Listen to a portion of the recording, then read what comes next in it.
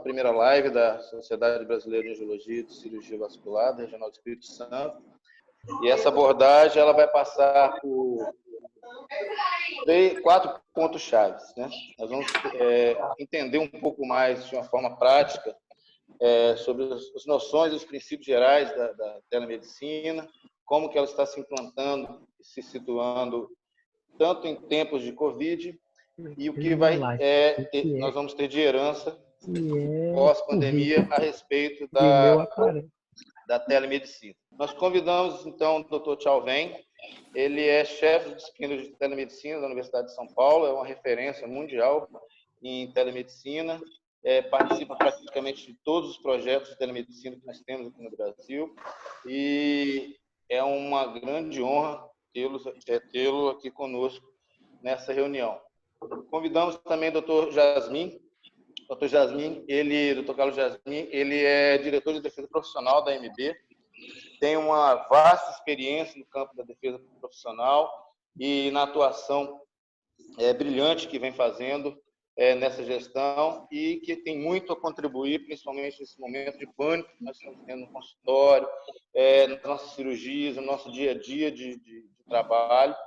E realmente é algo que nós precisamos entender um pouco melhor para não entrar em enrascada e, ao mesmo tempo, dar a nossa contribuição, não só científica, nossa contribuição como pessoa, como cidadão, para esse momento que nós estamos vivendo.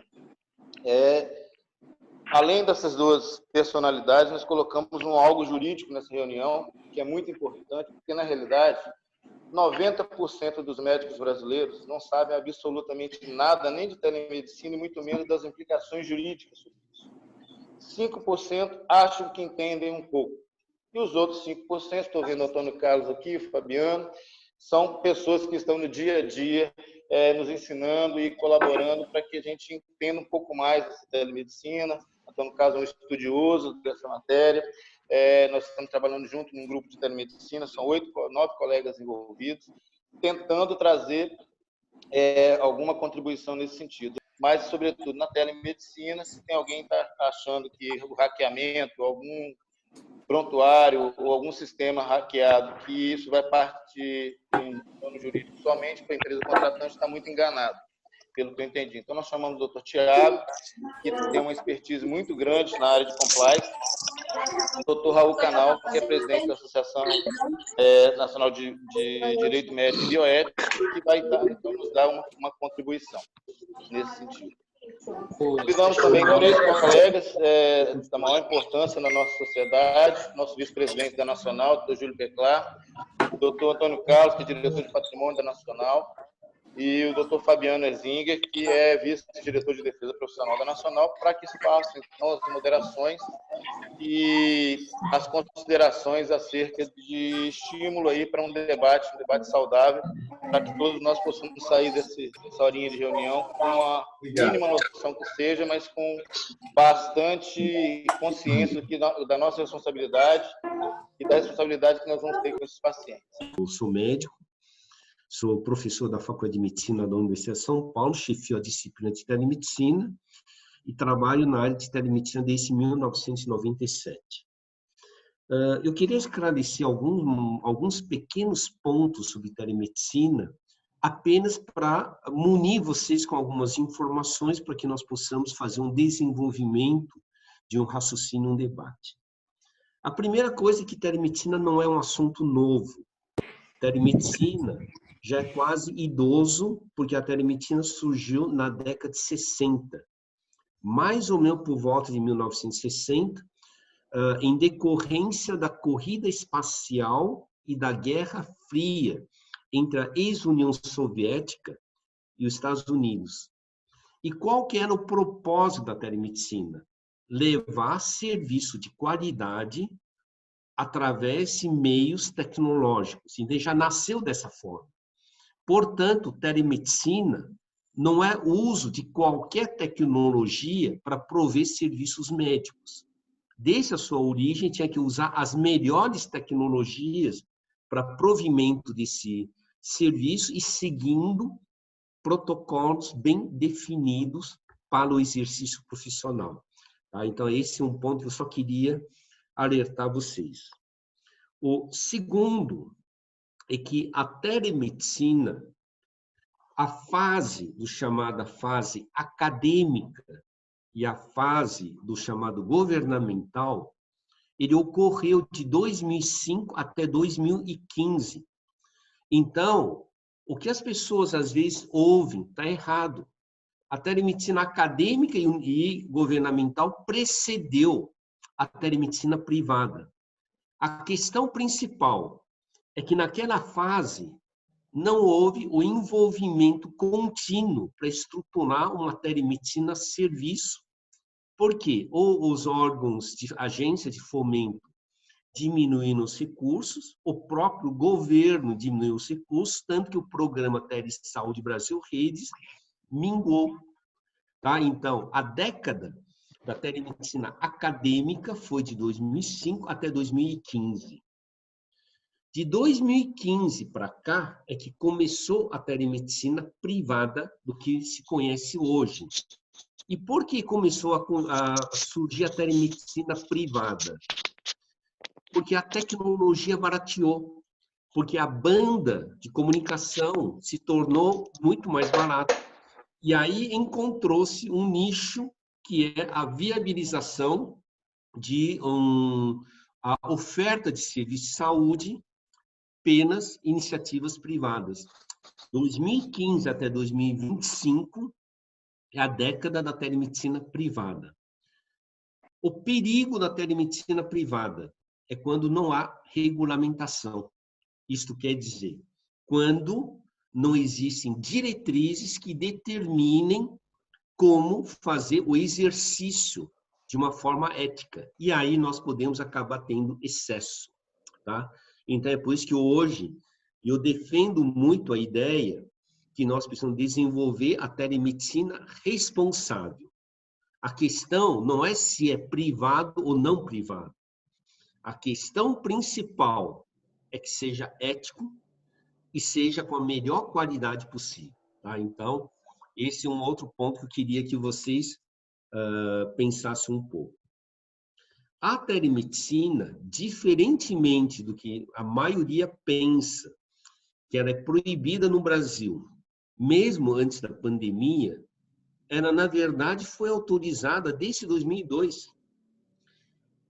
O que aconteceu no ano passado foi a revogação da resolução que atualizava a resolução de 2002. Então, nós saímos de 2018 e voltamos para 2002. Isso quer dizer, nós voltamos apenas para uma resolução de 18 anos atrás. Quando foi revogado, não significou que ficamos sem resolução. Apenas retroagimos 18 anos para trás. Mas que existe, a resolução existe.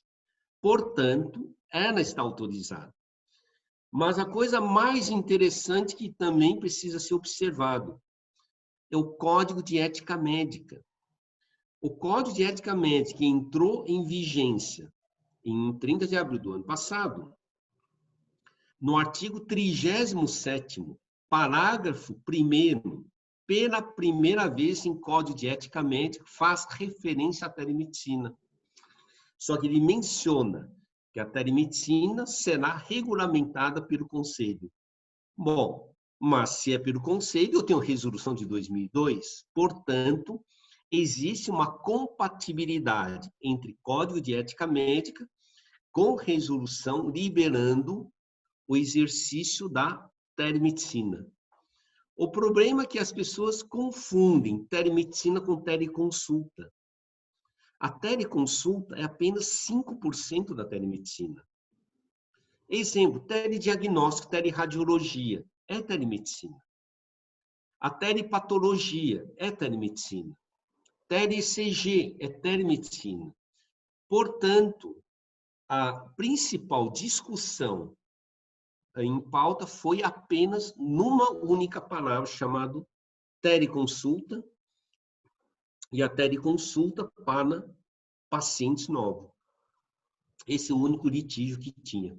Tá? Então, só queria fazer essa consideração que a telemedicina está aprovada, já desde antes, já pelo próprio Código de Ética Médica. O que nós não temos? O grande erro que nós fizemos foi uma revogação da resolução de 2018, sem ter substituído no seu lugar somente um descritivo de normas técnicas. O 2002 é tão vazio que nós não temos as normas técnicas para reger qualidade de serviço. Nesse exato momento, com a liberação da telemedicina pelo Conselho Federal, pelo Ministério da Saúde, pelo projeto de lei e pela Agência Nacional de Saúde Suplementar, ficamos com um vazio. Como é o registro dos dados quando se faz uma consulta? Nenhum local fala. Então, esse é o equívoco que aconteceu em relação à telemedicina e nós precisamos correr rapidamente para resolver esse ponto. Um alerta que eu faço para todo mundo. E eu vejo excessos, propagandas, empresas e médicos usando WhatsApp, Facebook, Instagram, Skype gratuito, dizendo que isso é telemedicina. Isso não é telemedicina. Telefone não é telemedicina e nem WhatsApp é telemedicina. Aí me pergunto, então o que é? É sistema digital de apoio complementar para o paciente. Telemedicina é um ato médico. WhatsApp não é ato médico. Telefone não é ato médico. Porém, WhatsApp e telefone podem servir como instrumento de apoio a um ato médico. Por que ato médico? Porque eu tenho que registrar em prontuário. E eu tenho que fazer um raciocínio clínico. E eu tenho que fazer uma hipótese e uma conduta. WhatsApp não é para isso. Então, a ausência de diretrizes podem levar-nos a excesso, porque cada um começou a interpretar a telemedicina na sua mente, sem ter feito um curso mínimo de familiarização. Então, todos que quisessem fazer a telemedicina deveriam fazer um curso no mínimo de 8 horas, 8 a 10 horas. Talvez a sociedade de especialidade poderiam oferecer isso para os seus membros, para entender os aspectos jurídicos e técnicos relacionados com telemedicina, a questão do ato médico envolvido com telemedicina e os riscos de serem processados. Lembre-se que não estou falando que o médico vai cometer excesso apenas só o médico. O médico pode ser vítima de pessoas que estão fazendo armadilhas digitais para processar o médico e a instituição. Então, é dentro desse cenário que o exercício da profissão médica precisa ser feito com muito cuidado, e é por isso que telefone e WhatsApp não podem ser vistos como ato médico, mas eles podem ser vistos como ferramenta de complemento ao ato médico. O ato médico tem que ser um núcleo central. E a telemedicina, no momento que ele está sendo liberado, ele está representando um ato médico. Tá? Então, nós temos que discutir o que é um ato médico seguro e dentro de uma perícia digital. E, por último, que eu queria colocar de raciocínio para vocês se chama remuneração. A norma técnica da Agência Nacional de Saúde Complementar abriu um caminho de que, no momento da pandemia, as operadoras de saúde deveriam estar conversando com seus prestadores de serviço para fazer uma remuneração pelo exercício profissional de forma conectada. Aí nós chegamos novamente a um outro ponto. Mas o exercício profissional vai ser remunerado pelo ato médico. E se vai ser remunerado pelo ato médico, acima de tudo, significa responsabilidade. Não se paga o médico por minutagem de uma conversa. Se paga o médico pela responsabilidade que ele assumiu em relação a um paciente, portanto, toda a cadeia do registro de dados, ele é importante. E só para finalizar, o último, que é para o raciocínio. Telemedicina não é ferramenta. Telemedicina é um método que foi erigido pelo médico para cuidar de um paciente de uma forma não presencial. E por que a palavra método é importante? Quando o médico elenca e escolhe um método, ele é 100% responsável pela sua escolha. Então, a telemedicina não é o todo. O médico decide. Aqui é o limite da telemedicina. Vem cá que eu quero te avaliar presencialmente. Então, nós não podemos deixar a possibilidade do médico achar que a telemedicina é uma ferramenta, ele não tem culpa, ele não tem responsabilidade. Isso não é medicina. A telemedicina é mais um método que o médico escolhe para cuidar de alguém. Então, aí entra toda a construção. Se é um método, eu escolho o método. Mas pela escolha do método, eu aceito a responsabilidade pelo método. E se eu tiver que chamar o meu paciente para fazer a segunda consulta e presencial, eu chamo, porque eu estou cuidando dele. E é por esta responsabilidade que estou sendo remunerado. Aí nós configuramos o ato médico. Um telefone, um WhatsApp não permite você cobrir tudo isso. Telefone, eu ouço alguém falar, mas pelo menos com uma videochamada eu consigo fazer uma observação clínica direta. E é isso que nós temos que ensinar para o propedêutica e outros. Tá? Então, eu só pus alguns pontos para fazer uma quebra daquela ideia que eu fazendo uma videochamada estou fazendo telemedicina. Videochamada é uma conversa. O médico não faz videochamada. O médico faz uma entrevista estruturada e um raciocínio investigativo usando uma videochamada. São conceitos diferentes e aí que entra a área médica no seu ponto forte. Eu acho que o Covid-19 está nos ensinando a treinar mais as nossas habilidades e expandir as nossas capacidades, não pela telemedicina, é pela medicina conectada.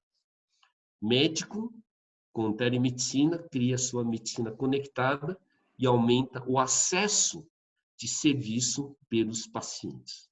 Tá? Desculpe ter sido muito rápido, mas como era 15 minutos, eu tentei dar o máximo de componentes para provocar, para nós debatermos daqui a pouco. Obrigado. Perfeito, obrigado, doutor Tchau. Eu vou passar rapidamente para o doutor Carlos Jasmin e a seguir, então, o doutor Fabiano e o doutor Antônio Carlos vão interpelar os dois. Já de antemão, já passa a palavra ao nosso grande diretor de defesa da AMB. Só gostaria que ele pontuasse também, além da parte da telemedicina, sobre essa última nota da AMB a respeito de consulta eletiva, de procedimentos seletivos, como que isso está na realidade, que está causando um pouco também de tumulto e de dúvida entre os colegas médicos. Doutor Jasmin, prazer muito grande. Boa noite. Bem, boa noite a todos. Boa noite, Tchau. Nós estamos nos encontrando assiduamente agora, né, Tchau? Nós temos hoje três nóminas, duas que estão sendo usadas regularmente. Uma é a telemedicina.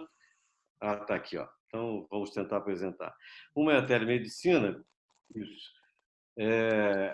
Outra é a expressão telesaúde, e nós estamos falando, são três expressões que a gente tem hoje no mercado. Duas que são as mais usuais, a telemedicina e a telesaúde. A telesaúde está sendo muito utilizada pela Agência Nacional de Saúde Suplementar. E a medicina conectada é uma expressão que eu, particularmente, venho defendendo, o Charles sabe disso. E por que isso? Por algumas razões. Eu vou tentar explicar para vocês. O Shaul já foi mais ou menos claro sobre o que aconteceu, e todos nós sabemos o que aconteceu com a resolução do Conselho Federal em 2018, quando publicaram a resolução, e a resolução, então, não agradou a meia dúzia de diretores de conselhos regionais, que criaram um tumulto na mídia, e isso fez com que a sociedade médica, de um modo geral, se movimentasse e criasse uma tendência a derrubar essa resolução.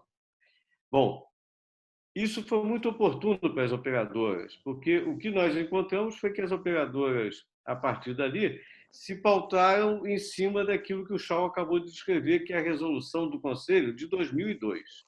Doutor Jardim, por gentileza, liga o seu vídeo, por favor. Tá. Acho que tá... Desculpe. Melhorou agora? Ok. Entrou aí? Tá. Bom, então essa resolução de 2002 é que está vigorando desde a queda daquela resolução do Conselho.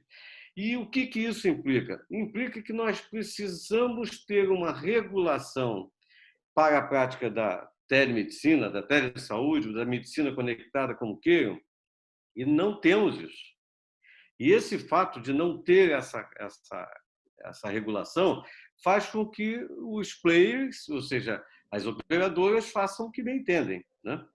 O que nós temos hoje na prática são algumas operadoras vendendo uma teleconsulta, que não é uma prática, não é a prática que nós queremos, não é a prática do adequado, ou seja, não é a adaptação da inteligência artificial, das mídias que nós temos aí disponíveis a serviço da medicina. É a medicina subjugada a um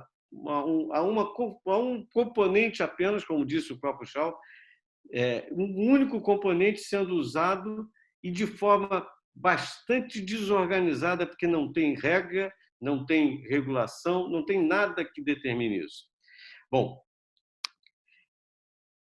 por que nós chamamos de medicina conectada? Porque quando a gente entende que a inteligência artificial é quem vai nortear toda essa relação daqui para frente, nós pensamos numa medicina com muito mais coisas. O Shaul mesmo, na sua apresentação regular, ele hoje encolheu um pouco a apresentação, ele fala, por exemplo, do fato de você poder monitorar o paciente que você tem lá diabético. Nós somos detentores de grupos de pacientes diabéticos, o angiologista, o cirurgião de pé, como eu sou. Nós trabalhamos em pacientes diabéticos e temos, a partir dessa inteligência artificial, meios de controlar o quanto esse indivíduo está ou não seguindo aquilo que nós fazemos. Isso é a medicina conectada, isso é a chamada telemedicina. Mas, lamentavelmente, não é isso que está sendo feito. Bom, só para vocês terem uma noção, em agosto de 2000, aliás, pulei aqui, só deixa eu voltar aqui, em 1977, a OMS publicou uma norma onde ela já previa o uso da medicina, da telemedicina. Só que ela lá salientou para uma telemedicina provida por profissionais de saúde para intercâmbio de informações. Não isso que nós estamos tendo. Nós estamos tendo consulta mesmo, paciente e médico, né? O que está acontecendo aí com as operadoras. Bom, em 2019, teve a Guia de Avaliação e Implantação e Monitoramento de Programas e Serviços de Telemedicina, que foi divulgado pelo Ministério da Saúde. Isso começou a criar um norte dentro da telemedicina, que tinha por objetivo, e tem por objetivo básico, suprir a necessidade de atendimento da saúde em locais onde você não tem recurso médico.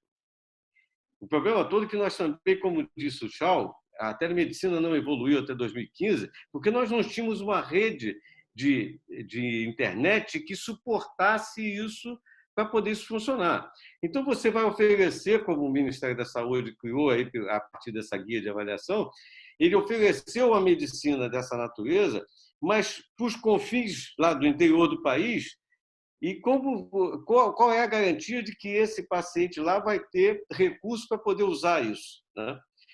Nós estamos aí com a tecnologia 5G chegando e provavelmente ela vai encampar o globo terrestre. Muito antes até dela encampar, com certeza já teremos a 6G e outras por conseguinte. Mas essa tecnologia já vai dar um suporte a esse tipo de coisa. Temos também uma resolução já do Conselho, a partir agora da Covid, tentando descrever o que é teleconsulta, o que é teleorientação, o que é telemonitoramento e o que é teleinterconsulta. A teleconsulta, ela não tem nenhuma regra estabelecida, apenas foi dito que pode ser feito na teleconsulta essas três coisas: teleorientação, telemonitoramento e teleinterconsulta. Ainda não foi estabelecido que nós podemos fazer consulta vídeo. Essa oportunidade está sendo criada agora pela Covid-19 e só existe enquanto durar a Covid-19. Nós não temos autorização pelo Conselho Federal de Medicina para que isso funcione depois da Covid-19. Deixa eu pular aqui meu slide. Em caráter excepcional, a portaria 467, divulgada também já a partir da Covid, diz que, em caráter excepcional, durante a vigência da emergência em saúde, nós teremos a telemedicina. E, da mesma forma que ela, o projeto de lei 696, que foi autorizado no Congresso, que também diz que, em caráter emergencial, nós teremos, enquanto durar a Covid-19, a autorização para a telemedicina. Então, o que nós temos hoje é a autorização para o funcionamento de uma telemedicina que ninguém sabe, como diz o Shaw, não tem regra nenhuma, não tem nenhuma conceituação básica, a não ser o fato de uma pessoa estar de um lado da tela e o outro estar do outro lado, e isso está autorizado a funcionar para tentar evitar que as pessoas saiam de casa. É esse o conceito que nós temos em verdade. Fora disso, não existe isso. A AMB já foi provocada desde algum tempo para que ela se posicionasse, para criar um código de teleconsulta. A ANS disse que não vai se meter nisso porque ela acha que a teleconsulta é um meio e não um fim. Então, se eu tenho um consultório, se eu atendo consulta no meu consultório, é um meio. Se eu atendo consulta no hospital, é um meio. E se eu atendo consulta por telemedicina, é um meio. Então, ela não modificou, não criou nada no rol, ela entende apenas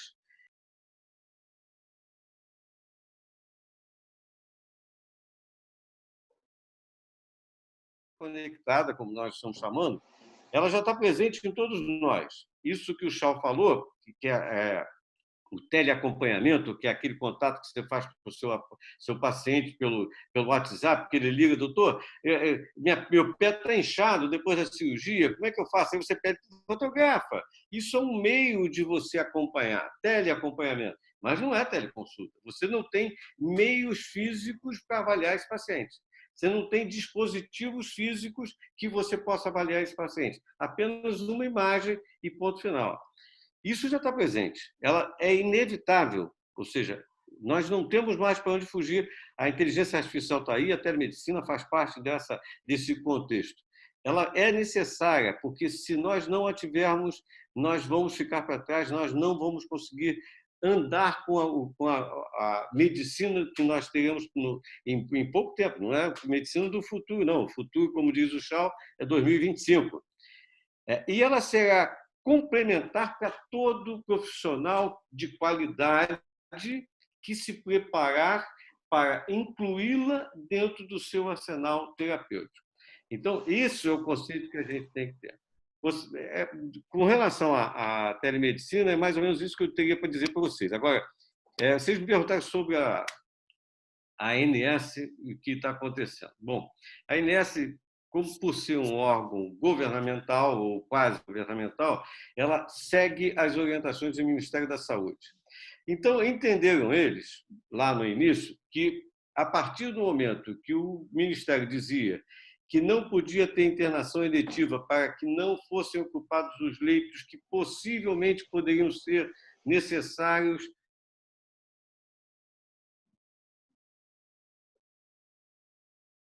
forma regular dessa forma e publicou uma nota dizendo que era essa a conduta.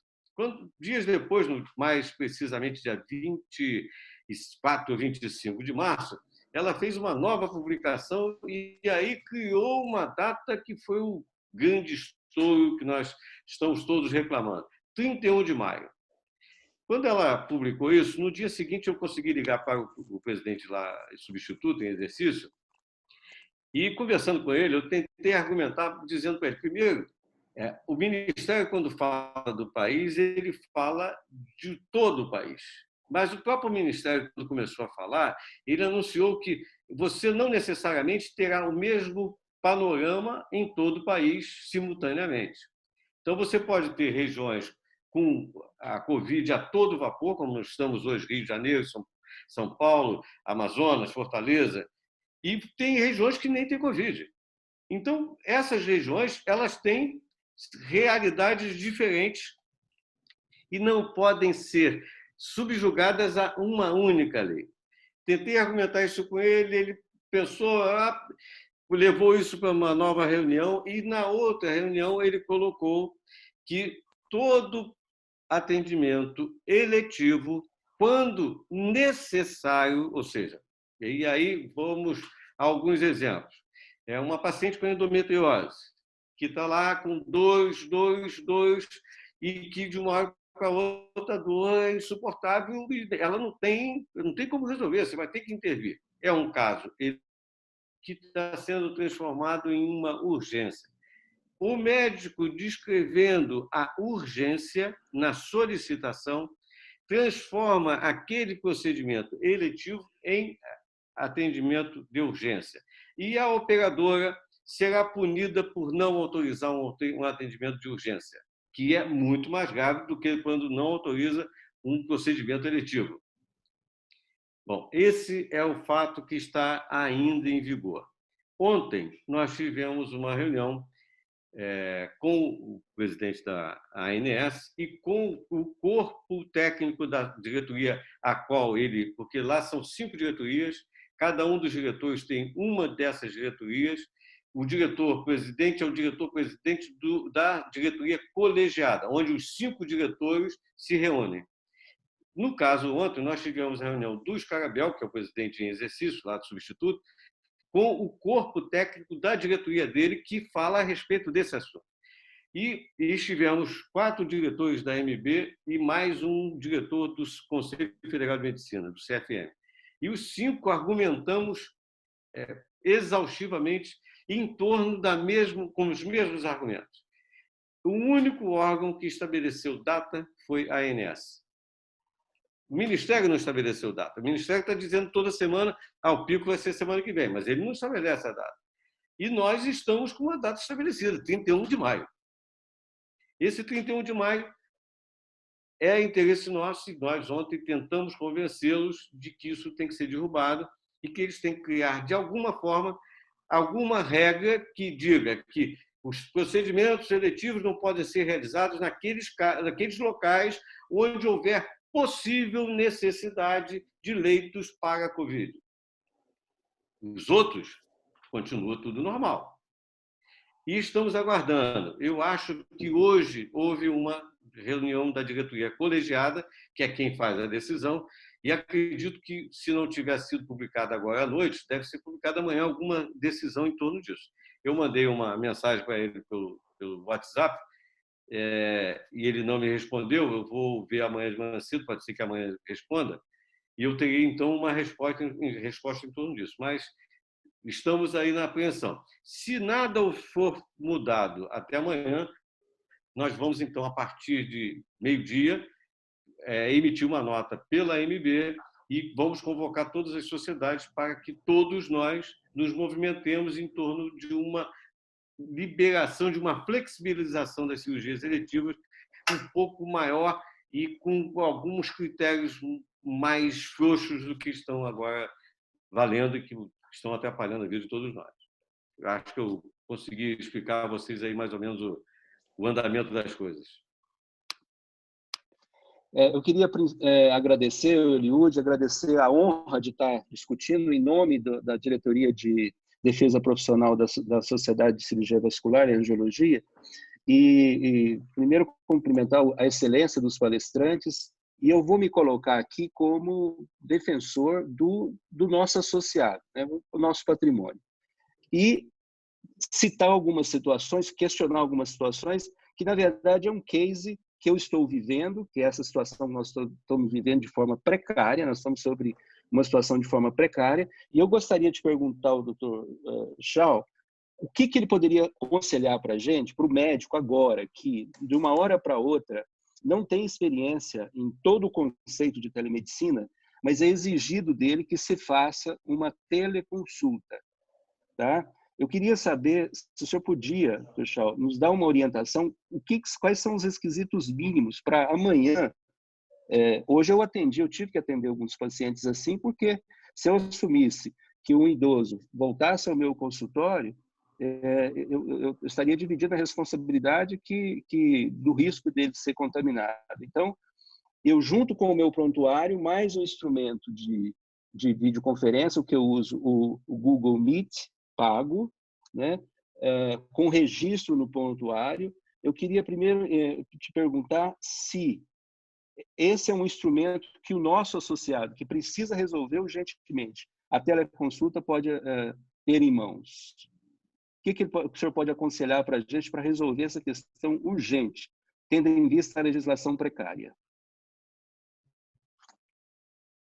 Bom, a primeira coisa que para configurar um atendimento, você tem que ter 4 coisas fundamentais.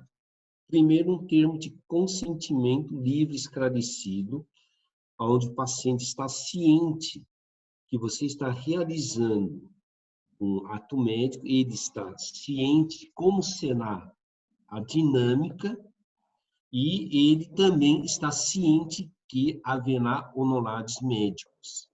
Lembre-se que você não pode fazer um ato médico e depois, sem o paciente saber, você o cobrar. Então, você precisa ter um termo de consentimento, ele autoriza. Depois, você tem que ter um prontuário.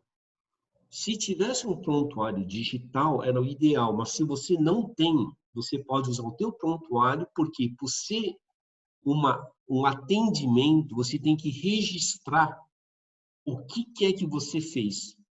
Isso tem que constar para fins de uma documentação para você.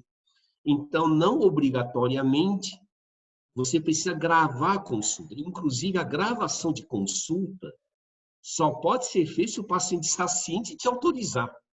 Tá? Senão, você não pode gravar, porque é uma espionagem, praticamente. Né?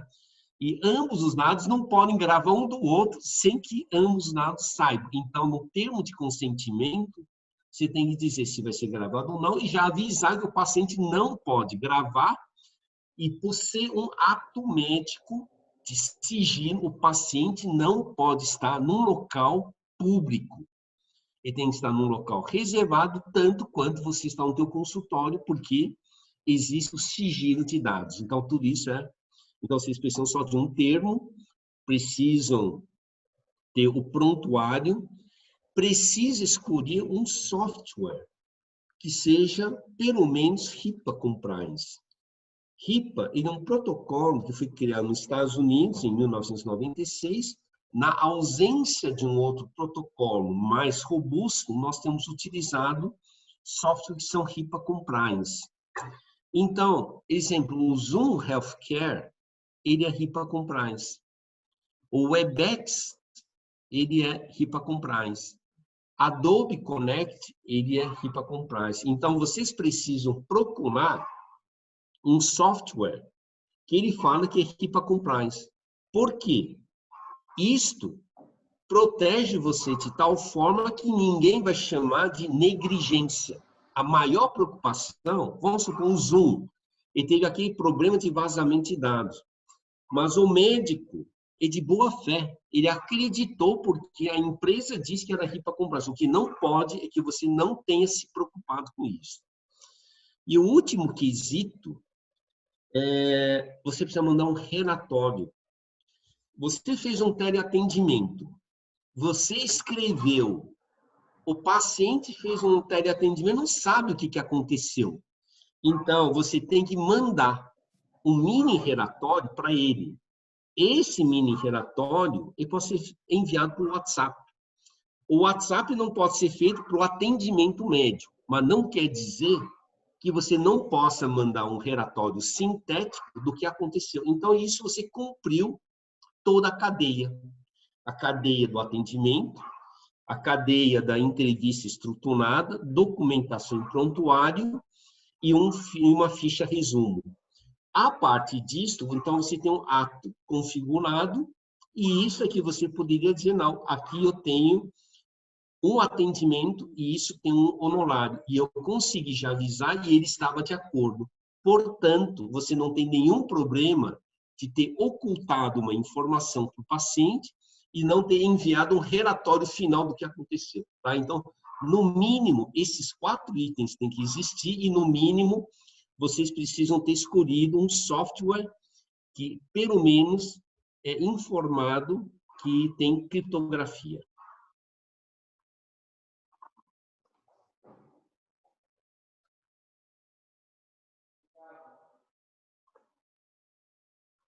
Muito obrigado, Tuxal. Eu acho que nós já temos uma ideia de como nós podemos orientar os nossos associados nesse sentido, porque nós temos uma situação emergencial. Agora, um outro estresse, essa questão eu queria perguntar para o Dr. Carlos Jardim, é como que fica a questão da cobrança, da cobrança. Isso é uma pergunta que eu recebo todo momento. Se existe alguma doutrina, alguma recomendação que a gente pode, no sentido de não deixar a consulta, já que é feita à distância, não valorizar o auto médico da forma que deveria ser valorizado, de a gente valorizar, no mínimo, o valor da consulta que fosse presencial. A gente teria como trabalhar isso, gente?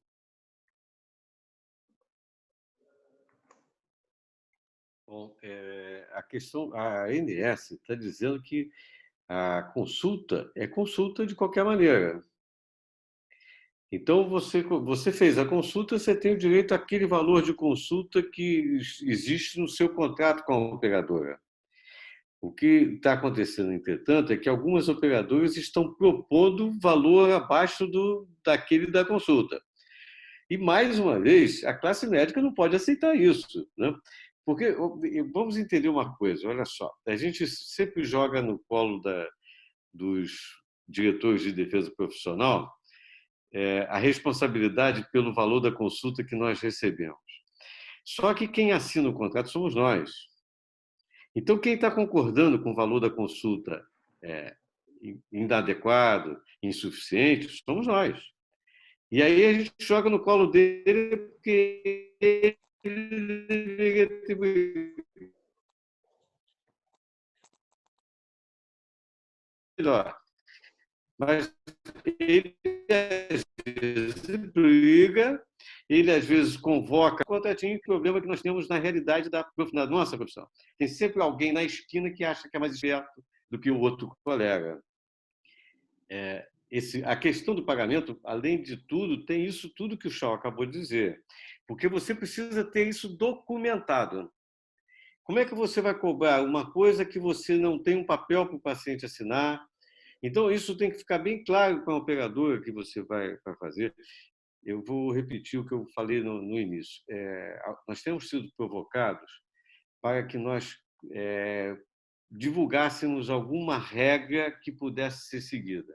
Como essa autorização pela telemedicina é temporária, como ela tem a existência da Covid como sua existência, nós entendemos que isso não deveria ser detalhado agora. Por quê? Porque a melhor forma que eu vejo para isso aí agora é o seguinte: o senhor quer uma consulta? Olha só, como o Shaw falou, eu estou lhe fazendo uma consulta pelo equipamento tal, a consulta é da seguinte forma, e o senhor me deve uma consulta, que o valor é tal, e minha conta bancária é essa, ponto final. Porque nós não temos agora nenhuma obrigação de atender teleconsulta de nenhuma operadora. Isso é uma coisa colocada para resolver temporariamente o problema. Ah, mas o paciente é meu paciente. Tudo bem. Então, o senhor sabe que o senhor tem uma consulta para assinar comigo lá. O senhor está declarando, e eu vou estar com esse vídeo, estou lhe dizendo que esse vídeo está gravado, essa consulta está gravada, e eu depois vou lhe acionar se o senhor não assinar o papel. Porque ele tem que saber que tem uma relação dinheiro. O médico não vive de um ar, né, especial porque fez medicina, né? Então, essa colocação é que a gente precisa ter em mente. O problema é que está todo mundo querendo fazer teleconsulta e aceitando qualquer coisa. Eu tenho visto colegas dizer que estão aceitando R$40 de consulta. E já é um absurdo os 80, 90 que se recebe, o cara está recebendo 40, porque a consulta deixou de ser consulta, é meia consulta. Você só vai falar com ele, sei, tá bom, e não vai fazer diagnóstico, não vai passar remédio. É isso que está aparecendo, né? Essa é a minha posição.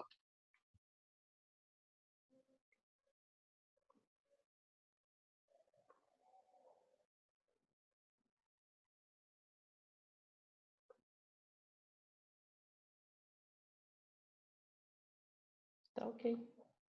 Acho que já definimos alguma situação mínima que o Dr. Schau falou, né, para a gente conduzir uma teleconsulta nesse regime precário, né, e nós temos aí essas diretrizes para a gente lutar para que o preço da consulta não seja, né, seja uma consulta de WhatsApp desvalorizada de uma forma assustadora.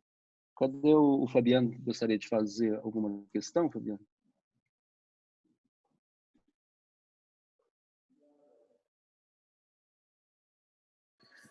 Olá, boa noite a todos. Primeiramente, gostaria de agradecer o convite de estar aqui participando nessa live. Como é importante conhecer o software que está usando, né? Então, a gente teve problemas aí no início, né? Com relação a microfone aberto, vídeo, então é importante isso. Novas tecnologias que o Dr. Schau já disse que a telemedicina é uma teleassistência, na verdade, envolve não só consulta, mas tem todo um rol de situações.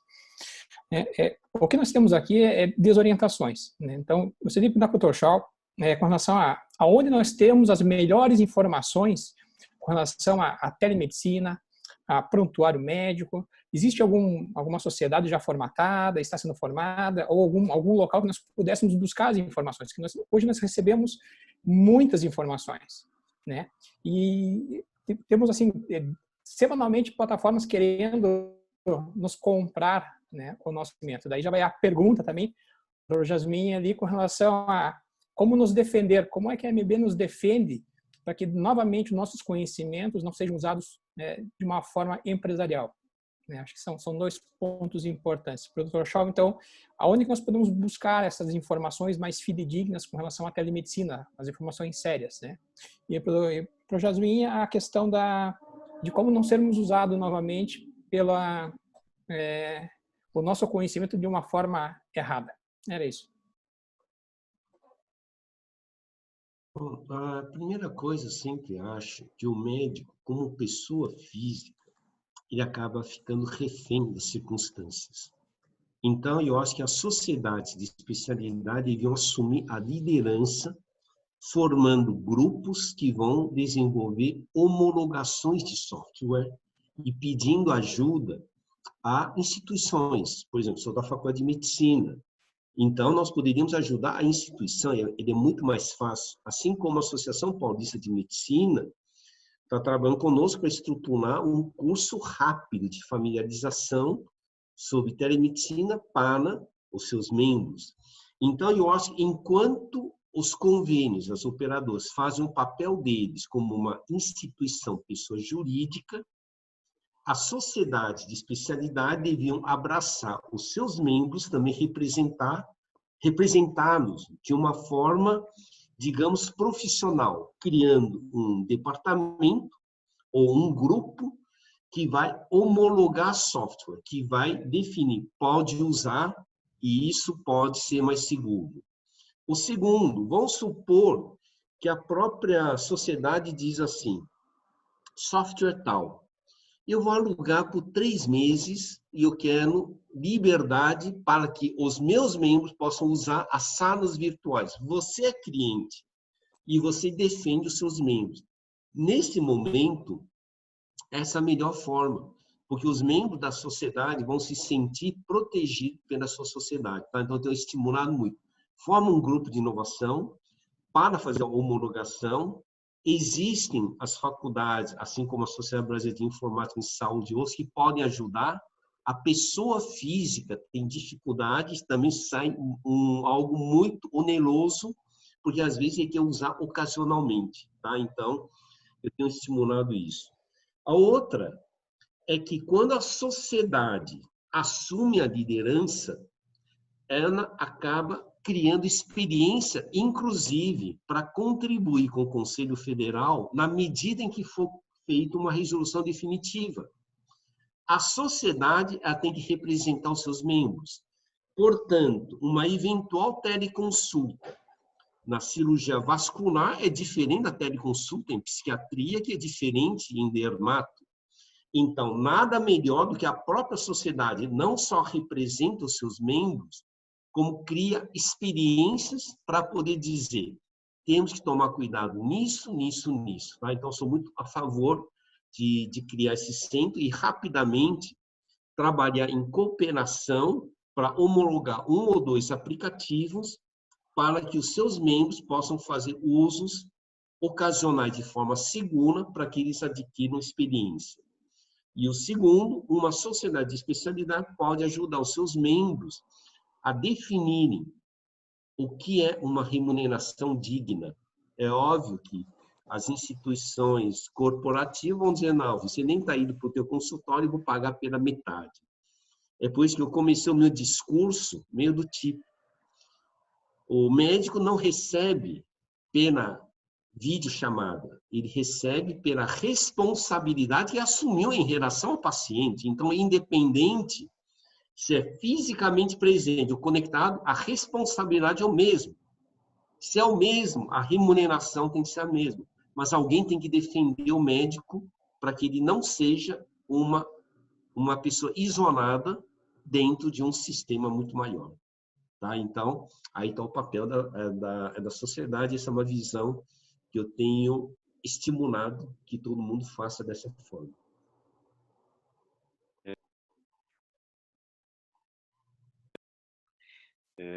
Completando, então, a sua pergunta, Fabiano, primeiro eu vou dizer que, como o Tchau está dizendo, nós não temos medicímetro, né?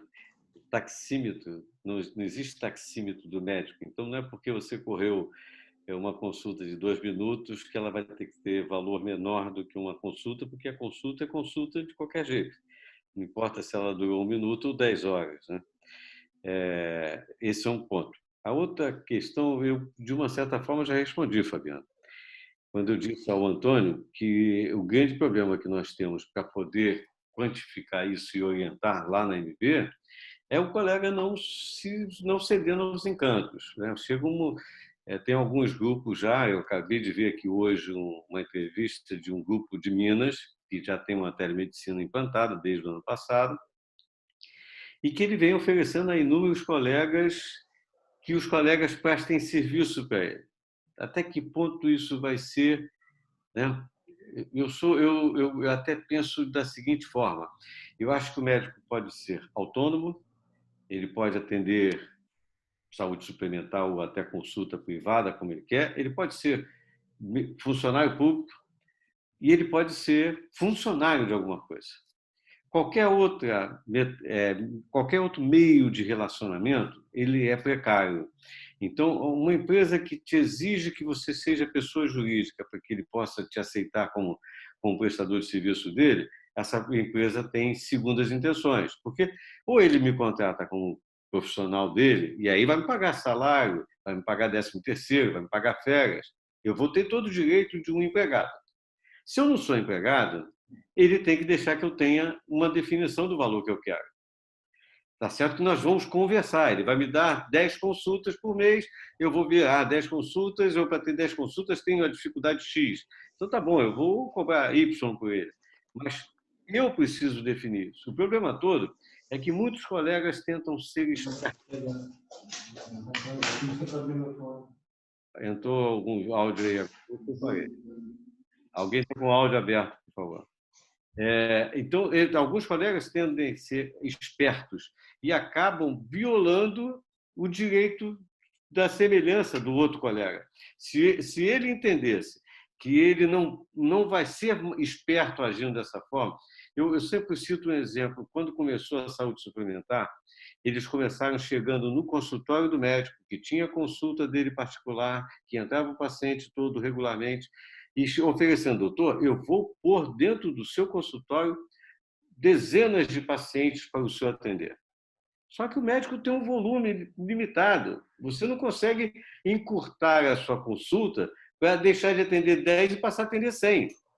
E aí ele esqueceu que isso existia e cresceu o olho, achando que ele podia atender mais do que o vizinho e ganhar mais dinheiro do que o vizinho. Essa postura é extremamente prejudicial à classe. E aí, quando você pede o que a AMB pode fazer, a AMB briga. Mas se a gente não tem o apoio das pessoas que deveriam seguir o que a gente está fazendo, é secar gelo. Lamentavelmente, a gente seca muito gelo. Há mais de 20 anos que eu venho secando gelo. Mas continuo, sou teimoso para caramba. Acho que o gelo nunca acaba. Oi, obrigado, Fabiano. Eu vou passar diretamente para os dois advogados. Vou pedir ao doutor Júlio, então, que faça esse debate junto já com a palestra dos nossos advogados. Aí já passo de prima para o doutor Tiago, para que nós possamos iniciar, então, essa outra fase do debate.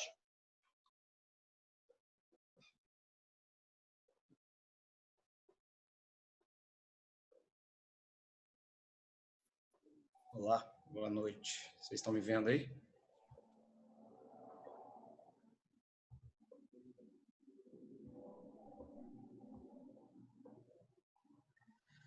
Vocês estão me vendo aí, gente? Tá, né? Então vamos lá, não perder tempo não. Se tiver algum problema, vocês podem falar.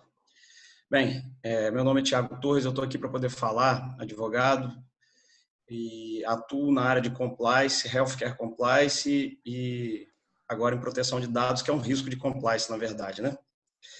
O que aconteceu? Em especial na LGPD. Foi sancionada a LGPD em 2018, com o objetivo principal de garantir a privacidade de dados. Essa legislação ela foi inspirada na legislação europeia. Em especial, o que vocês têm que entender dela, que não dá para passar nesse tempo tão exíguo, é que ela tem 3 atores muito importantes, que é o controlador, que provavelmente é o médico responsável, o operador, quem executa o tratamento de dados, que pode ser o próprio controlador ou alguém que ele delega, normalmente ele delega, e o encarregado, que também é o chamado de DPO. Essa pessoa, ele é o ponto de contato entre o responsável e a Agência Nacional, a Autoridade Nacional de Proteção de Dados.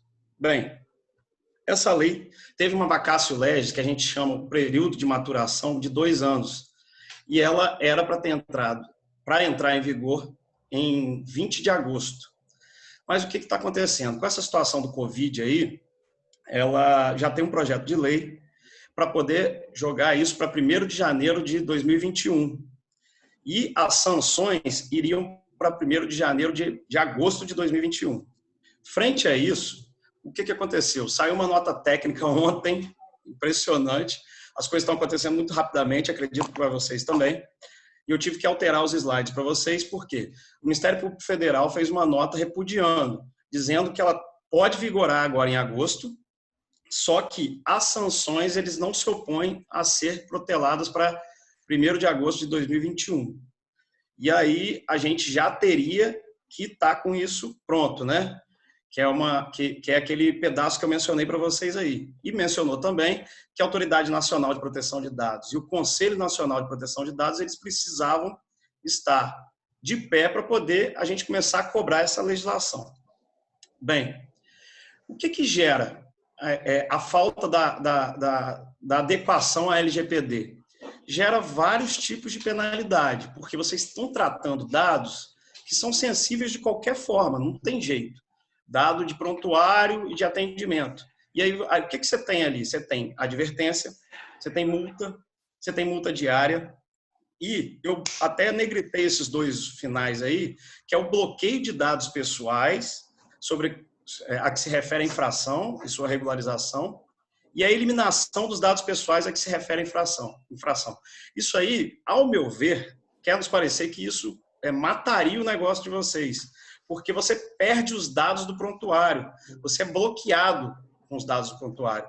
Isso, a publicização que consta no inciso 4º da lei, geraria um efeito ruinoso ao negócio médico, né? Bem, a LGPD ela não entrou, e já temos condenações em âmbito civil, porque a LGPD é uma questão administrativa, né? E aí eu mostrei alguns exemplos para vocês, se vocês gostam muito da prática, né? E bem recentes. Em agosto de 2019, um médico passou informações do prontuário porque uma paciente teria feito uma tentativa de aborto. Ele foi condenado, como vocês podem observar, em R$5.000. Olha que a gente estava frente a um crime. Mesmo assim, trataram de forma diferente. O aborto não era daquelas opções que são possíveis e o médico não poderia liberar aquela informação de forma alguma. E aí eu cito mais um exemplo. Documentos, um pai estava lutando pela guarda do filho e aí a mãe estava naquela situação de litígio e o médico passou um documento do atendimento do pai para a mãe. O que aconteceu? O médico foi condenado aí já em fevereiro de 2020, foi agora essa condenação, em R$3.000. Bem, informação não é brincadeira, é isso que eu quis mostrar para vocês. Eu agora gostaria de entrar com vocês nesse ponto 6, sobre como aconteceu essa questão da telemedicina no passado muito próximo. E me alinho muito ao que o Dr. Tchau falou aí, que é o seguinte, a resolução 1643 de 2002, ela está em égide, ela tá vigorando. Tentamos, em 2018, 2227, saiu a resolução 2227 de 2018. Só que houve muito litígio, as pessoas não estavam muito aceitando a teleconsulta em especial, como o Dr. Carlos mencionou, e aí houve a revogação, em 2019. Ela foi criada em 2018 e foi revogada em 2019. O que aconteceu? Esse período se passou, e, excepcionalmente, em 19 de março, o CFM vai e lança esse ofício, que é o 1756, possibilitando em caráter de excepcionalidade. Mas não é tudo. A teleorientação, o telemonitoramento e a teleinterconsulta, que foi o mais próximo da teleconsulta. Isso chama atenção, e eu quis mencionar isso com os senhores, nesse exíguo tempo que eu tenho. Por quê? Porque a teleconsulta não estaria contemplada naquele ofício do CFM. E vários doutrinadores da área médica, a gente que atua na área médica, vem comentando isso. Entretanto, a portaria 467 do Ministério da Saúde, 4 dias após, colocou em seus considerandos o ofício do CFM e abriu a porteira. Assim, para o Covid, a gente tem que proteger as pessoas. E está liberado. Isso causou até um desconforto, para falar a verdade, aí, nos bastidores da sociedade, lá do CFM.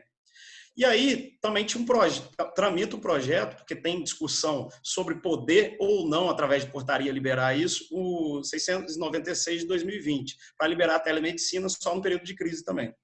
Bem, atualmente, no contexto atual, os médicos estão liberados de realizar a telemedicina, de forma ampla. E aí, a gente tem que tomar cuidado com algumas situações que vigem, nesse momento, questões práticas e até o que esperamos. Eu acredito que seja um caminho sem volta agora, que a telemedicina, após Covid, vai ser uma questão perene. E a gente tem que tomar cuidado com o consentimento, que ele tem que ser livre, expresso, inequívoco, tem que ser escrito, revogável, você tem que dar a opção da pessoa depois se arrepender, uma cláusula dedicada, uma finalidade específica e limitada. Bem, a LGPD ela foi comentada em vários seus termos e tem um dedicado aos médicos, que é o artigo 11, inciso 2, a linha F. O que trata lá? Dispensa consentimento do titular, que no caso de vocês é o paciente, para dados pessoais sensíveis, em alguns casos, e ela cita genericamente, tutela da saúde, exclusivamente em procedimento realizado por profissional de saúde, serviço de saúde ou autoridade sanitária. Bem, saiu uma nota técnica da ANS, e ela menciona, e eu cito aqui 2 exemplos valiosos. O primeiro, então, é muito valioso para vocês. A ANS diz que o compartilhamento de registros de saúde com os médicos, assistentes e outros prestadores de serviços de saúde para melhorar o cuidado e o resultado em saúde para o paciente, ele é legítimo. Entendeu? E olha que é genérico, é outros prestadores de saúde, não seria, no caso, médico para médico. E a comunicação à autoridade sanitária de suspeita ou confirmação de doença, por exemplo, Covid, ou agravo da situação do paciente, ou eventos da saúde pública, como acidentes de trabalho, doenças infecto-contagiosas e violência doméstica, porque aí já é por lei, vocês são obrigados por lei a mandar isso. Bem, chego a um ponto que eu passo para os senhores para uma questão prática agora. Dar alguns exemplos de cuidados que vocês poderiam ter no caso de implementar telemedicina. Por agora, tentem, e muito em especial depois, porque eu acredito piamente nisso. Gente, implementa o programa de governança em privacidade nos termos do artigo 50 da LGPD. Mas isso se resolve com o segundo exemplo que eu estou dando, a implementação de um programa de compliance, com acompanhamento jurídico especializado em regramentos médicos. Por que isso? Porque é um risco de compliance. O tratamento de dados, ele nada mais é do que um risco. E ele vai ser tratado num programa de compliance. Eu tenho, por exemplo, vários clientes médicos que já têm um programa de compliance, seja para clínica ou consultório. A provável contratação de empresa terceirizada para tratamento de dados, realizado, e aí, quando você tem um programa de compliance, você faz uma due diligence, que é verificar se aquela empresa é confiável ou não, a exemplo do que se tenta até fazer em âmbito da sociedade, aí, que vocês mencionaram, a sociedade que faça esse due diligence e fale para vocês, é legítimo também, mas tomem esse cuidado. E também faça cobrança e protocolo de atendimento. Deve haver um protocolo de atendimento e cobrança. Eu cito aqui um exemplo prático para vocês. Vocês podem ter lá a secretária, essa secretária vai usar a plataforma confiável após um due diligence, vai entrar em contato com o seu paciente, porque ele pediu a consulta online, vai estabelecer o valor, vai dizer a forma de pagamento, de repente o PicPay, uma transferência bancária, isso é muito comum, e aí após o médico só entra para fazer a anamnese, ele faz só a questão do atendimento. Se você tem uma plataforma boa, você também vai ter, num campo lá, assinatura eletrônica. Você vai poder dar por exemplo, a sua receita médica, vai ficar disponível se o paciente pagou. Ele entra, linka, pega a receita e PT saudações. O que eu me certifiquei hoje, gente, é que a telemedicina não encontra ainda listada no rol de procedimentos da ANS. Eu fiz essa certificação hoje. E aí fica difícil, porque na iniciativa privada para cobrança é o que mais ou menos se iniciou aí. Você cobra o valor que você entende. Eu acho que é a mesma consulta do que presente. Só mudou o método. E já na ANS vai ser uma questão ou contratual ou uma liberalidade do plano em liberar esse atendimento. A gente chega também numa questão muito importante, porque quando você escolhe uma plataforma, você faz uma contratualização rígida. Bem, se você tiver uma assessoria interessante de compliance e para resolver essas questões, você, ao contratar uma plataforma, você vai estabelecer nessa plataforma, com essa plataforma, uma contratualização onde fique claro a responsabilidade pelos dados, em especial os dados sensíveis, que vocês, inevitavelmente, vocês vão tratar. O que isso gera?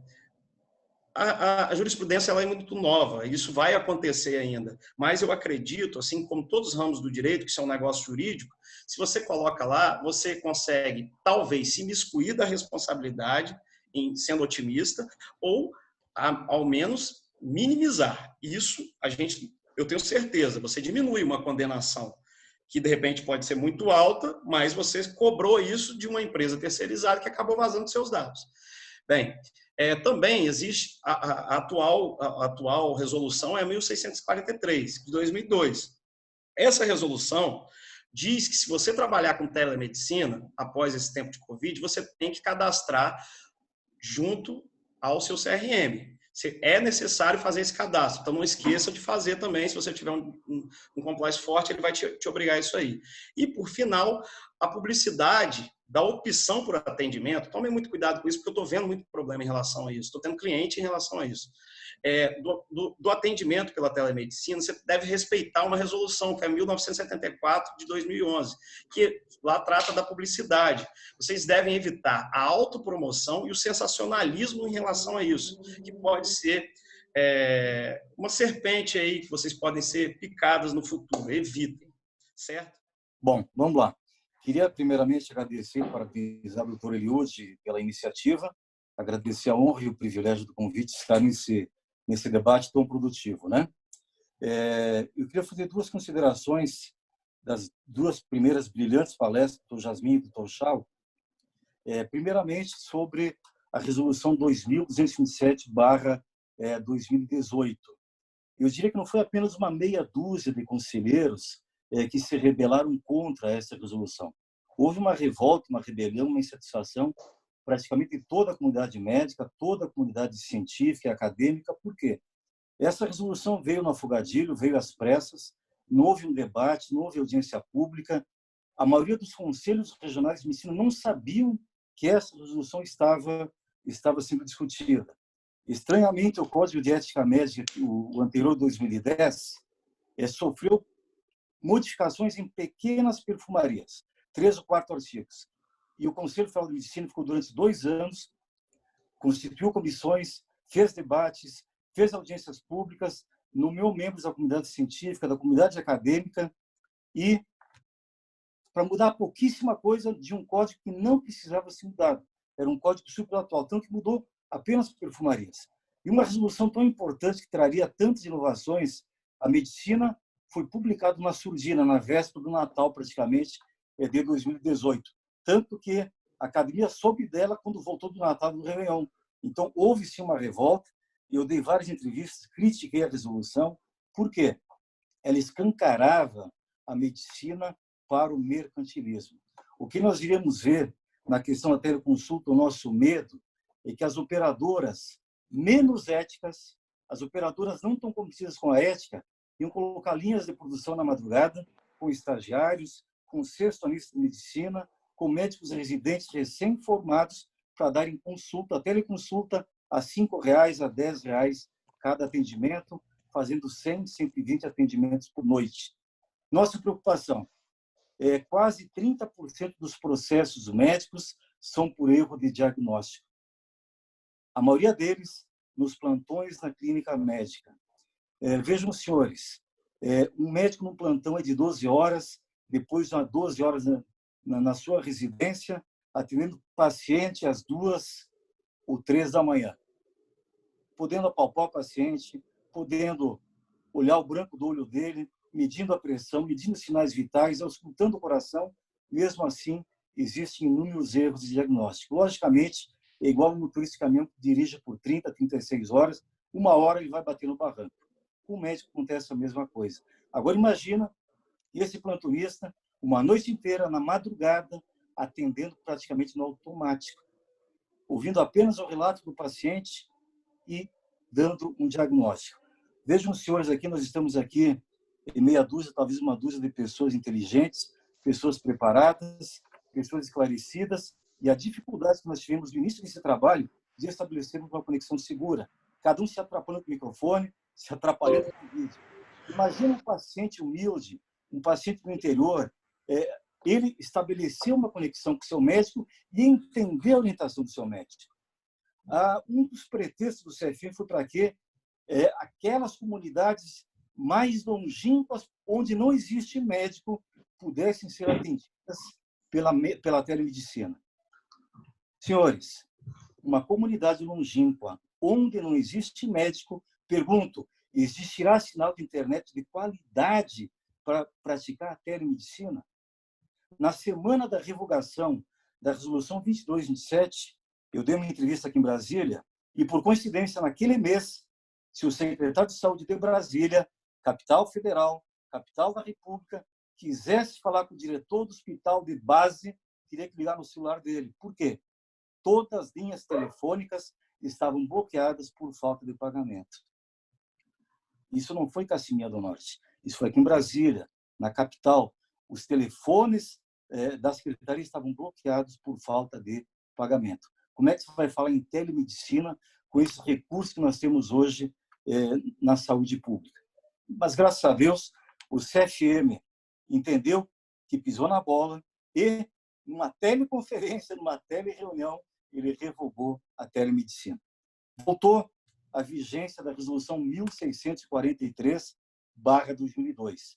Que me desculpem, de telemedicina tem pouquíssima coisa. A resolução tem 7 artigos. 5 deles são perfumaria. O que vale na resolução, quem quiser abrir pelo Google aí, 1643/2002, o que vale na resolução são os artigos 3º e 4º. O artigo 3º diz: em caso de emergência ou quando solicitado pelo médico responsável, o médico que emitir o laudo à distância poderá também prestar o devido suporte diagnóstico e terapêutico. Artigo 4º. A responsabilidade profissional do atendimento cabe ao médico assistente do paciente. Repito, cabe ao médico assistente do paciente. Os demais envolvidos responderão solidariamente na proporção que contribuírem por eventual dano ao mesmo. Então, a resolução presume sempre que haja um médico assistente que vai se socorrer de um especialista, de um profissional de maior experiência, de maior expertise, para auxiliá-lo numa convicção diagnóstica e uma conduta terapêutica. Mas a responsabilidade principal, na verdade, nós estamos falando aqui numa tele-interconsulta e não numa teleconsulta. O ofício do CFM agora, de março de 2020, para o Ministério da Saúde, eu também não entendi. O CFM abriu mão de uma prerrogativa que era a sua prerrogativa. Ele poderia ter feito uma resolução com 3 ou 4 artigos, praticamente o mesmo teor que ele colocou no ofício, não precisava ter pedido bênção ao Ministério da Saúde. Poderia ter criado a situação de excepcionalidade através de uma resolução, que poderia ser discutida pelos conselheiros em teleconferência, em telereunião, e criando essa situação de excepcionalidade. E a situação de excepcionalidade, ela perdura não enquanto perdurar o Covid-19. O Covid-19 veio para ficar, vamos conviver com ele por décadas e décadas aí. Enquanto perdurar a situação de pandemia. Houve uma situação decretada pela OMS de pandemia mundial. Então, enquanto perdurar a situação de pandemia declarada pela autoridade competente, essas medidas de excepcionalidade estão em vigor. Perfeito? Não é enquanto durar o Covid-19. Mas eu entendo que o CFM tem que se debruçar. A gestão anterior, como revogou a 22/27, não teve coragem, não quis mais mexer no assunto e deixou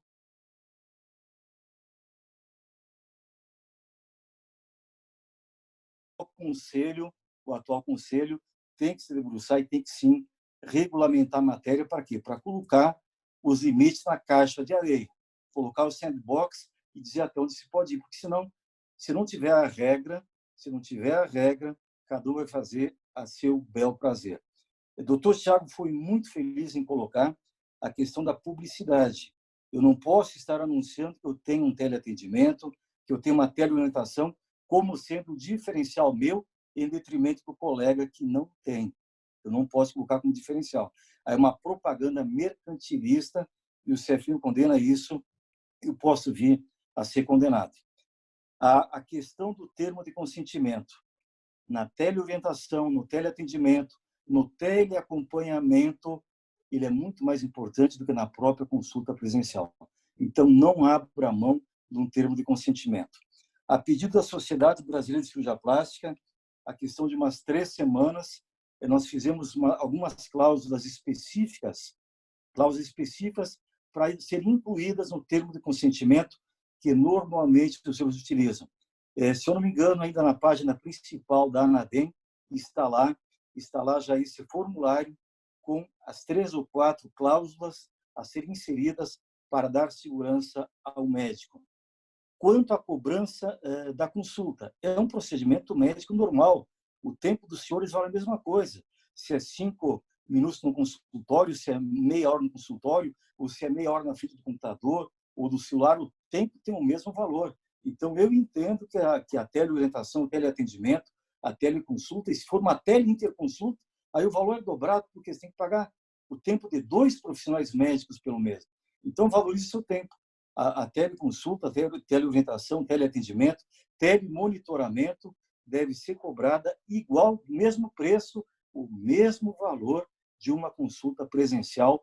Quanto a isso, eu não tenho a menor dúvida. Até porque, como bem disse o doutor Jasmin, a responsabilidade é a mesma, talvez até maior, certo?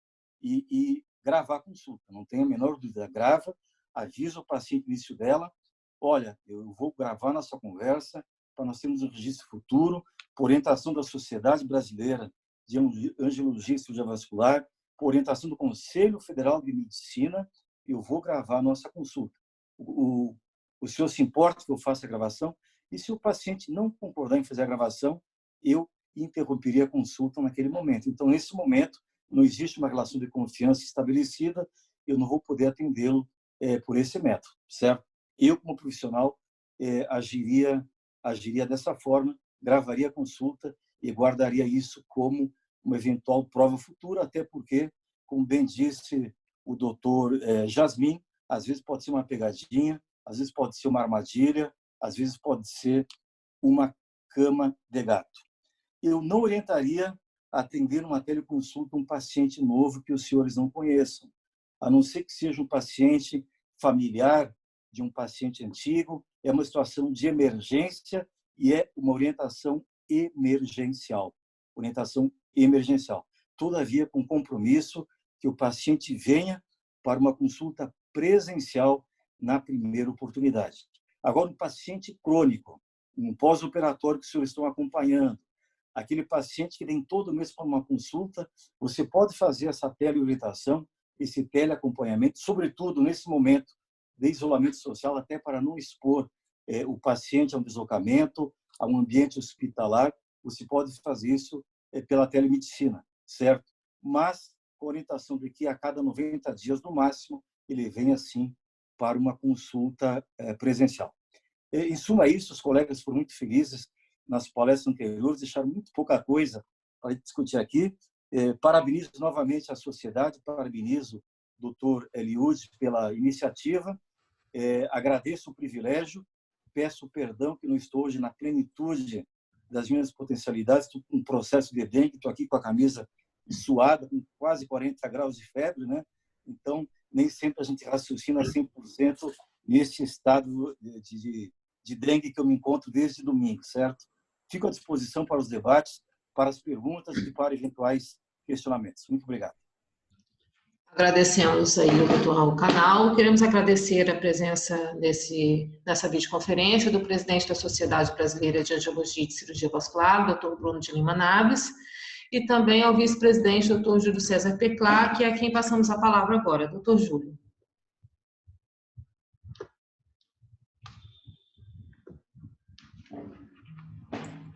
Boa noite. Me ouvem? Sim.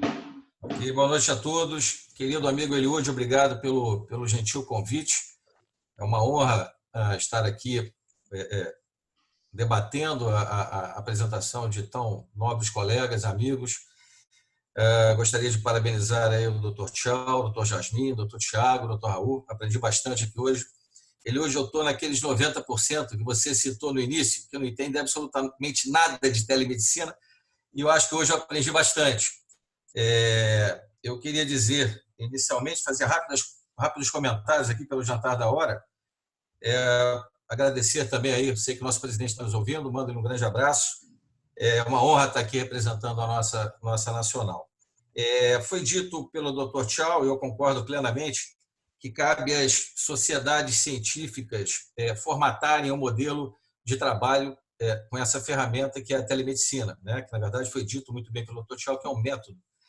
Então, a SBSV nacional, já há alguns anos, inclusive, mas vem sendo fortalecido nessa gestão, a Comissão de Telemedicina, e aqui nós temos 3 colegas que fazem parte dela, o Dr. Eliúde, o Dr. Antônio Carlos e o Dr. Fabiano, e a gente vem tentando mapear junto à MB e às instituições próximas o melhor caminho. Eu não tenho a menor dúvida, eu sou um defensor de que não existe outra forma de chegarmos a uma relação transparente e sólida nesse sentido da telemedicina, que é fortalecendo as instituições.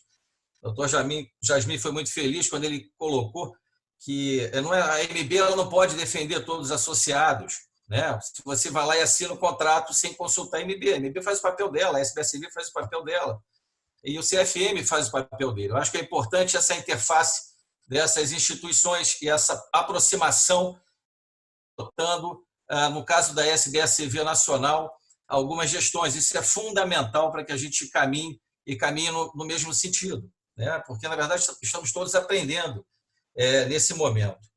Em relação ao que o doutor Tiago falou, eu concordo plenamente. Eu acho que a telemedicina ela vai ser uma realidade, ela já é uma realidade nessa questão do pandemônio que a gente está vivendo, e não da pandemia, desse pandemônio, mas ela não tem volta. Isso é um caminho sem volta. Então, cabe a nós, e num curto espaço de tempo, nos adequarmos à melhor forma de fazer, de tocar essa ferramenta em frente.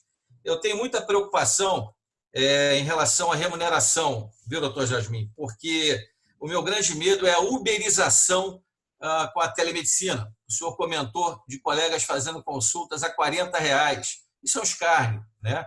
Isso é um escárnio e isso é potencial quando a gente imagina que através da telemedicina, por exemplo, no meu caso, eu sou cirurgião vascular e atuo na Barra da Tijuca, aqui no Rio de Janeiro. Eu não atendo colega da periferia, por exemplo, da Zona Norte, eu não atendo muitos pacientes, da Zona Sul. Com a telemedicina eu vou passar a atender.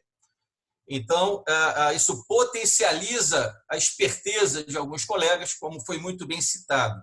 Hoje eu recebi informações de que 2 operadoras aqui do Rio de Janeiro, eu não vou citar os nomes ainda, porque eu não averiguei a realidade dos fatos, mas que 2 operadoras já estão trabalhando com direcionamento para alguns grupos, para alguns poucos colegas. Nós sabemos que o direcionamento ele existe, é uma realidade cruel das operadoras de saúde. Isso prejudica o restante dos associados. Não existe uma consulta à sociedade, na Associação Médica Brasileira. Mas o meu receio, doutor Jasmin, é que, nesse momento, isso se potencialize e, como eu falei, isso, ao meu ver, é um caminho sem volta. Então, o meu grande medo nesse momento é essa questão dessa uberização, e você aceita por R$40, daqui a pouco todo mundo vai passar a aceitar por R$40 e vira o parâmetro, né? É a coisa do Uber, né? Para quem não conhece esse termo, é o camarada que não paga mais o táxi porque ele vai preferir sempre o Uber. O Uber, no início, ele dava balinha, água, hoje acabou. Mas o motorista do Uber fica preso a essa relação e o cliente também. Ele não vai pagar mais pelo táxi. Então, é uma relação de perigo. Eu queria a opinião do doutor Jasmin sobre essa questão. Uma outra questão que foi colocada, se não me engano, pelo doutor Tchau, por exemplo, durante uma consulta por telemedicina, eu preciso realizar em seguida uma consulta presencial. Falam, para tudo, para aqui, o senhor, por favor, me procure presencialmente. Quem paga essa consulta e como que essa consulta é paga? Hoje, pelo menos aqui na realidade nossa, aqui no Rio de Janeiro, apenas, se eu estiver enganado, doutor Jasmin, os colegas me corrijam, mas apenas a Unimed Rio, ela paga 2 consultas por mês, apenas a Unimed Rio. Eu não sei como é que isso funcionaria, isso vai acontecer, né? A gente está utilizando uma ferramenta que você não tem acesso a muitas coisas, você abre mão do bom exame clínico, né? O bom exame clínico ele diz respeito, inclusive, ao odor do paciente. O paciente chega com pé diabético, você Antes dele abrir o curativo, você sabe que aquilo ali é uma ferida infectada. Então, você perde alguns parâmetros, a questão do tato, da pele, da temperatura, ou seja, isso eu acho que vai ser, na nossa especialidade, uma atuação maior nessa coisa de você transformar a telemedicina numa consulta presencial, numa quantidade maior de casos, né? Em relação, para terminar, especificamente à fala dos advogados, doutor Tiago e doutor Raul, eu vejo de forma muito preocupante essa questão da judicialização dos atendimentos por telemedicina nesse cenário caótico que a gente está vivendo. E, no final, a responsabilidade é nossa. A responsabilidade não é da operadora, não é da plataforma, vai cair no colo do médico. Então, é mais uma responsabilidade que nós trazemos para o nosso cenário e, ao final, você investiu numa plataforma, você investiu em treinamento. É inadmissível você pagar uma consulta num valor menor do que é pago, que já é hoje uma consulta extremamente baixa, mas é o que nós temos, a nossa realidade. Então, eu vejo que é bem provável que a judicialização, exista um aumento do número de processos na utilização dessa ferramenta.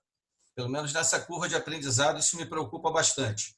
E eu queria perguntar, então, para terminar, aos doutores Raul e Tiago, se eles dão algum conselho para a SBACV nesse momento. Quais seriam os conselhos, ou conselho, um de cada um, por favor, em relação ao caminho que a SBACV deve seguir nesse momento em que todos nós estamos aqui aprendendo, debatendo e discutindo os potenciais riscos dessa ferramenta. Então, não sei, o manual, quais seriam os conselhos que os doutores nos dariam nesse momento angustiante e que a gente, aquela história, né? Você está se afundando, joga uma pedra, você se abraça nela. Então, eu acho que a telemedicina, a gente tem que ter muito cuidado nesse momento para que a gente não utilize uma excelente ferramenta da forma errada. Muito obrigado. E mais uma vez, Eliúde. Agradecemos ao doutor Júlio Peclar. E, na sequência, então, vamos para as considerações para a resposta do doutor Carlos Jasmin, solicitando a todos que sejam muito breves, por gentileza, porque nosso tempo está estourando. Tá bom? Muito obrigada. Eu vou responder a você, Júlio, da seguinte forma. A uberização é a tendência de uma medicina que tem hoje 28 mil, quase 30 mil, e até 2025 vai ter 35 mil médicos sendo formados por ano. Isso é lamentável. Mas, por outro lado, isso também vai ser aquela história da cobra que come o próprio rabo. Porque vai ser autodidata isso. O médico que entrar, ele vai entrar numa estrutura técnica totalmente desamparada de subsídios adequados, não só jurídicos, como também de legalização, de compliance, como foi citado pelos doutores, e ele vai se expor. E isso vai ser uma cobra que come o próprio rabo. Eu acho que isso também, eu tenho dito isso a todos os operadores que falam comigo sobre telemedicina. Eu digo a eles o seguinte: vocês reclamavam que o médico não dedicava tempo na consulta e por isso saía fazendo pedido de exame. O que ele vai fazer agora? Qual vai ser a conduta do médico? Se ele não vai precisar mais nem ter presencialmente o paciente, o que ele vai fazer? Será que ele vai fazer menos pedidos de exame? Eu acho que ele vai fazer mais pedidos de exame. Então, isso vai ficar mais caro, essa medicina, para eles. E, por outro lado, a medicina vai ser pior. Porque a gente sabe que isso é consequência. Uma coisa está atrelada à outra. Então, eu acho que, para quem não está envolvido com isso, vai sobrar, porque lá atrás, há 40 anos atrás, quando eu me formei, 41 anos atrás, eu dizia que a medicina tinha 70% dos casos que chegavam aos nossos consultórios podiam ser tratados pelo balconista da farmácia. 15% a mais precisavam que o médico tivesse algum conhecimento médico, assim, pelo menos alguma coisa. E os outros 15% dependiam dele ter uma boa formação. Com 5% desses, uma boa formação e estar num bom local. Eu continuo pensando isso, porque vai cair na mão da gente todos os problemas que acontecerem, e nós vamos ter que resolver. Só que está cobrando pelo que estão fazendo. Essa é a minha postura. Eu acho que nos resta ficar na expectativa, porque vai sobrar paciente para você atender com um monte de complicações. Pode ter certeza disso. Na sequência, então, nós ouvimos, muito obrigada, doutor Jasmin, nós vamos ouvir o doutor Tchau. Eu queria fazer, então, alguns complementos. A Lei Geral de Proteção de Dados Pessoais é uma lei inferior, não é uma lei superior. Então, tudo, por exemplo, lei da transparência, ele seria contra a Lei Geral de Proteção de Dados Pessoais, mas ele é superior à Lei Geral de Proteção de Dados Pessoais. Notificação compulsória de doença, ele é. Então, nós precisamos só tomar um cuidado, que a Lei Geral de Proteção de Dados Pessoais é uma lei inferior e ele é posterior a outra priorização. Médicos podem ser processados, não obrigatoriamente pela Lei Geral de Proteção de Dados Pessoais, porque o sigilo está no Código de Ética Médica. Então, quando você fornece informações, você está indo contra o Código de Ética Médica. Tá? Então, só queria que nós temos que trabalhar com tudo isso junto quando nós estamos lidando com informações digitais, confidenciais, e o Código de Ética Médica já tem toda essa parte bem regulamentada, portanto, cabe ao médico decidir se o atendimento conectado era suficiente, porque é obrigação dele cuidar de alguém com qualidade. Tá? Então, só para evitar isso, eu vou encerrar a conversa da seguinte forma. A medicina passará por uma transformação tanto quanto aconteceu com o banco. Hoje nós não temos banco exclusivamente presencial e nós temos um banco integrado entre o físico e o serviço digitalmente conectado. Nós apenas estamos nessa fase de transição. Isto não conseguirá ter qualidade enquanto não tornar como matéria obrigatória na graduação médica, na residência médica e numa formação contínua, porque senão nós teremos apenas episódios de formação. Tá? Então, eu apostaria que a telemedicina só consegue ser implantada com qualidade se nós investirmos maciçamente em educação. Obrigado. Eu gostaria muito de agradecer a todos. No adiantar da hora, eu vou cortar a resposta aqui dos nossos advogados, mas vou passar as perguntas. Nós tivemos várias perguntas no nosso chat. Vou passar para todos vocês, pegar a resposta e passar para as pessoas que estão com alguma dúvida, que porventura possam esclarecer isso daí diretamente com os senhores. Portanto, para a nossa geração, é um aprendizado tecnológico de como conseguir a ferramenta. Ser médico vem da doutrina da profissão e da formação, mas assim, a parte da doutrina tecnológica é algo que, por ser nova dentro do seu ambiente de trabalho, mas que é invariavelmente impossível, num futuro muito breve, de que nós não tenhamos essa ferramenta no nosso dia a dia para nosso uso de trabalho, como ferramenta de trabalho, sempre contando exatamente com ética, com as leis de segurança, lembrando que o médico ele é o senhor de todo o procedimento. Não adianta nós pensarmos que, como eu disse, um hacker entrar no seu sistema, isso não vai servir para os nossos capa pretas nos aliviarem. A responsabilidade ela é conjunta, isso é muito importante. Uma pergunta que foi muito corriqueira acerca da plataforma ideal, qual é a plataforma mais segura.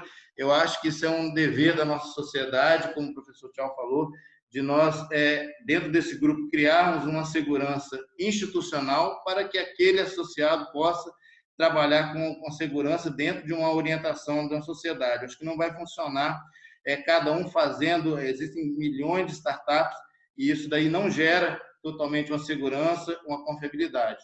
Então, eu queria agradecer de uma forma muito grande a todos os senhores e contar com no próximo momento aí, com esse nível de aprendizado que nós tivemos nessas 2 horas, que nós possamos, então, ter uma outra reunião já com cunho científico, mas com essa curva de aprendizado tão bem colocada aí pelo Fabiano. Várias plataformas, vários sistemas para vocês utilizarem. O que eu aconselho, não sei se o Dr. Thiago concorda, é conhecer todas e trabalhar com aquilo que lhe for mais conveniente e mais seguro possível.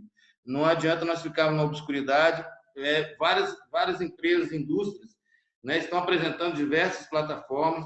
Eu acho que a gente tem que ter muito cuidado com isso. O convite não é para vir para prostituir telemedicina. Eu acho isso muito importante. A prostituição da telemedicina, ela não vai ser benéfica. O que nós temos que fazer agora é um aprendizado, entrar nessas plataformas de maneira gratuita, entender as ferramentas, para que aí sim nós possamos com segurança tratar aquilo de mais precioso que nós temos, que é o nosso paciente. Então, eu agradeço, em nome do Dr. Bruno Naves, nosso presidente, a oportunidade de estar aqui na nossa Regional do Espírito Santo, dando essa contribuição e já convidando a todos, num futuro breve, para um curso, como o professor Thiago muito bem colocou, da nossa regional, da nossa medicina conectada, né? Da nossa telemedicina, que já vai mudar de nome num breve tempo também. Eu agradeço a todos a presença e deixo aí aos colegas que não puderam participar agora nesse momento do chat. Para uma próxima oportunidade, eu prometo passar as respostas dos colegas palestrantes para vocês, ok?